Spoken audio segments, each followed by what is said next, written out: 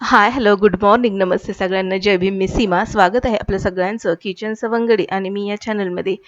तर कसे आहात सगळे? आशा करते की तुम्ही मस्त, स्वस्त आणि आनंदी असाल.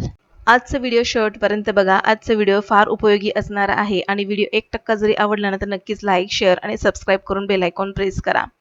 बऱ्याचदा आपण गृहिणी असं म्हणत असतो की महिना अखेर आहे आणि त्यामुळे पैसे थोडेसे मला पुरवून वापरायचे आहेत किंवा मग पगार पुरतच नाहीये किंवा मग एखादी गोष्ट आपल्या घरामध्ये जर घ्यायची असेल ना तर फार काटकसर करावी लागते, वेळेची आपल्याला वाट बघावी लागते. तर असं का होतं बरं? त्याचं एकच कारण आहे, पैशाचं व्यवस्थित नियोजन नसणं. आणि म्हणून ना आपण जे विचार करत असतो ना अगदी तेच विचार आपल्या रोजच्या दैनंदिन जीवनामध्ये आपण ते फॉलो करत असतो. आणि म्हणूनच डोक्यामध्ये जर आपण पॉझिटिव्ह म्हणजे सकारात्मक विचार करून जर आपण चाललो ना तर सगळेच निर्णय आपले सकारात्मक होत असतात. आणि म्हणून सगळ्यात आधी आपल्याला डोक्याने श्रीमंत बनलं पाहिजे. तर आजच्या या खास टिप तुमच्यासाठी.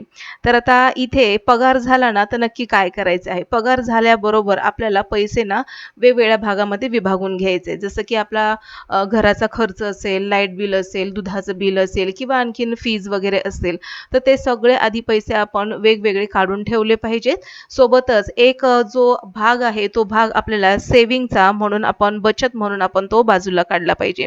दुसरी महत्त्वाची गोष्ट ना 2 खाते आपण ठेवलीच पाहिजेत. एक खातं जे आहे ना ते फक्त खर्चासाठी ठेवलं पाहिजे आणि दुसरं जे खातं आहे ना ते सेव्हिंगसाठी ठेवलं पाहिजे. आता सेव्हिंगसाठी नाही ते सगळ्यात महत्त्वाचं बघा. खूप जण खूप वेगवेगळ्या प्रकारे सेव्हिंग करत असतात. तर माझ्या आवडीची जी सेव्हिंग आहे, तर ती सेव्हिंग म्हणजे एस-आय-पी जसं की म्युच्युअल फंडमध्ये.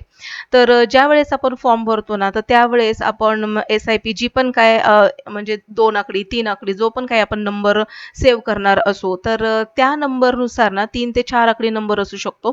तर तो फॉर्म भरल्यानंतर ना ऑटोमॅटिकली आपण महिन्याच्या 1 ते 10 तारखेमध्ये त्या तारखेला ते पैसे ऑटोमॅटिक आपल्या बँकेतून कट होऊन जातात आणि ते कट झालेले पैसे आपले सेव्हिंग म्हणून होतात आणि भविष्यामध्ये त्याचा आकडा नक्कीच मोठा असणार आहे.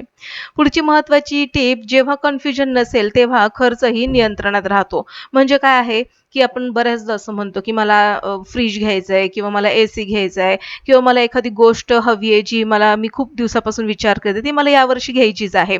असं आपण ना खूप विचार करून ठेवतो. आपलं कन्फ्युजन वाढतं आणि कन्फ्युजन वाढल्यामुळे काय होतं, की आपल्याला ना खर्चाचा ताळमेळ बसवता येत नाही आणि म्हणून कन्फ्युजन थोडंसं आपण कमी केलं पाहिजे. एखाद्या वर्षी वस्तू घ्यायची आहे किंवा प्रत्येक वस्तू घेण्याचं प्लॅनिंग आपण ठरवलं पाहिजे. यावर्षी ही वस्तू घ्यायची आहे, तर महिन्यासाठी मी त्या वस्तूसाठी ₹500 साईडला काढेल. वर्षाच्या शेवटी ठराविक रक्कम जमा होते आणि नक्कीच त्या पैशामध्ये तुम्ही ती वस्तू घेऊ शकता. आता इथे ना सगळ्यात मोठा खर्च कोणत्या गोष्टीमुळे होतो? जे छोटे-छोटे खर्च जे आपण करत राहतो ना, म्हणजे जसं की बाहेर गेलं की चहा घेणं किंवा बाहेर गेलं की एखादी अनावश्यक वस्तू घेऊन येणं किंवा मग भाज्या वगैरे आणताना ज्या एखाद 2 दुसऱ्या भाज्या आपण घेऊन येतो, पण त्यानंतर तशाच फ्रिजमध्ये पडून राहतात. तर या ज्या छोट्या-छोटे जे खर्च आहेत ना, तर ते खर्च लिहिण्याची आपल्याला सवय लागली पाहिजे. कारण की आपण असं म्हणतो की हे खर्च काय लिहायचे आहेत? हे तर रोजच्या वापरातले गरजेचे आहेत, हे तर लागणारच ना. आणि असं म्हणून आपण या खर्चाकडे दुर्लक्ष करतो आणि म्हणूनच इथे आपल्याला जास्तीत जास्त पैसा कुठे खर्च होतोय याचा अंदाज लागत नाही. म्हणून खर्च कितीही लहान असला तरी ती लिहायची सवय असली पाहिजे.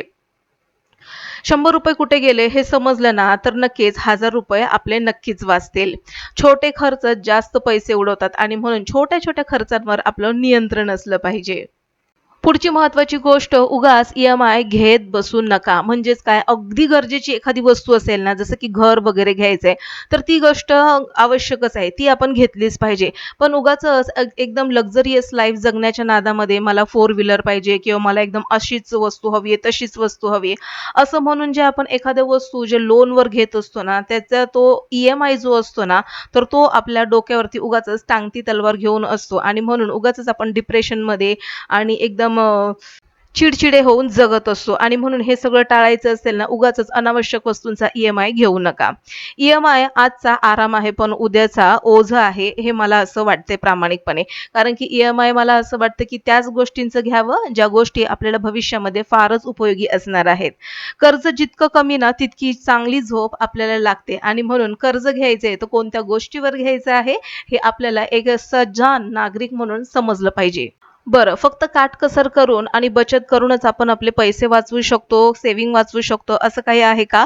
तर असंही काही नाही. म्हणजे ह्या गोष्टी तर आपण केल्याच पाहिजे. पण कमी पगारातही माणूस श्रीमंत होण्यासाठी काही स्मार्ट टिप ज्या आहेत, त्या मी तुम्हाला सांगते तर आपले ना कौशल्य वाढवले पाहिजे. सध्याच्या आधुनिक युगामध्ये ना डिजिटल मार्केटिंग, कोडिंग किंवा मग नवीन सॉफ्टवेअर किंवा वेगवेगळ्या स्किल ज्या आहेत ना, तर त्या आपण शिकल्या पाहिजे, जेणेकरून आपल्या उत्पन्नाचे मार्ग वाढू शकतात आणि नक्कीच आहे की इथून देखील आपला पैसा आपण मिळवू शकतो. दुसरी महत्त्वाची गोष्ट त्यापुढची एक स्मार्ट टिप जसं आपण म्हणू शकतो गुंतवणूक आपण केली पाहिजे. शेअर बाजार, म्युच्युअल फंड किंवा रिअल इस्टेटमध्ये लहान रकमेतून गुंतवणूक आपण सुरू केली पाहिजे. पुढची महत्त्वाची स्मार्ट टिप आहे खर्चावर नियंत्रण असलं पाहिजे. जसं की मी मगाशी सांगितलं गरज नसलेल्या वस्तूंची खरेदी आपण टाळली पाहिजे. कारण की काय आहे भविष्यामध्ये आपल्याला आपल्या मुलांची शिक्षणं असतात, मुलांची लग्न असतात, आपलं म्हातारपण असतं स्वतःचं आणि हे सगळं भविष्यामध्ये म्हणजे खर्च हे जे डोंगर आहेत ना, तर हे खर्चाचे डोंगर आपली वाट पाहत असतात आणि म्हणून आत्ता जर आपण खर्चावर नियंत्रण केलं, आत्ता जर आपण पैशाची बचत केली, तर नक्कीच उद्याच्या येणाऱ्या खर्चांवर आपण नियंत्रण मिळवू शकतो. पुढची महत्त्वाची स्मार्ट टिप आहे उत्पन्नाचे अनेक मार्ग आपल्या अवतीभवती आहेत. एकाच पगारावर अवलंबून न राहता साइड बिझनेस किंवा फ्रीलान्सिंग असे वेगवेगळ्या प्रकारचे जे उद्योगधंदे आपल्या अवतीभवती आहेत, तर ते डोळे उघडून आपण ते बघितले पाहिजेत. आपण गृहिणी आहात, तुमच्यामध्ये काहीतरी स्किल आहेच आहे. असं एकही माणूस नाहीये की त्याच्यामध्ये काहीच कोणतीच गोष्ट किंवा गुण नाहीये म्हणून आणि म्हणून आपल्यामध्ये कोणता गुण आहे तो आपण गृहिणी म्हणून ओळखला पाहिजे. जर तुम्हाला खूप छान कुकिंग येत असेल, तर खूप छान अशा तुम्ही ऑर्डर घेत चला. छान असं तुम्हाला शिकवता येत असेल तर क्लासेस वगैरे तुम्ही सुरू करा. घरामध्ये होम ट्युशन्स घेऊ शकता. आणि सगळ्यात महत्त्वाची स्मार्ट टिप आहे आपण आपल्या सवयी बदलल्या पाहिजेत. विचार आपले श्रीमंती ठरवत असतात. त्यामुळे श्रीमंतासारखी विचारसरणी आणि आपल्या ज्या वेगवेगळ्या सवयी ज्या आहेत ना, चांगल्या सवयी त्या जर आपण अंगीकारले ना, तर नक्कीच कमी पगारामध्ये देखील आपण उत्तम अशी पैशाचे नियोजन करू शकतो आणि भविष्यासाठी उत्तम अशी गुंतवणूक किंवा बचत आपण करू शकतो. आणि म्हणूनच एक गृहिणी म्हणून मला तुम्हाला प्रामुख्याने असं सांगावं लागतंय, की कमी पगार असूनही डोक्याचा वापर करून श्रीमंत बनण्याचं ध्येय खूप उत्तम आहे. श्रीमंती ही केवळ पगारावर नाही, तर तुम्ही पैशाचे नियोजन कसे करता, कुठे वापरता यावर अवलंबून असते. आणि म्हणूनच श्रीमंत बनायचंय ना, तर आजपासूनच काही नियम, काही सवयी ज्या आहेत त्या आजपासून अंगीकारले पाहिजे. आपण म्हणतो आपण उद्या करू किंवा नंतर करू. तर एक लक्षात ठेवा, नंतरला नेहमी अंतर असतं. आज करे सो अभी कर.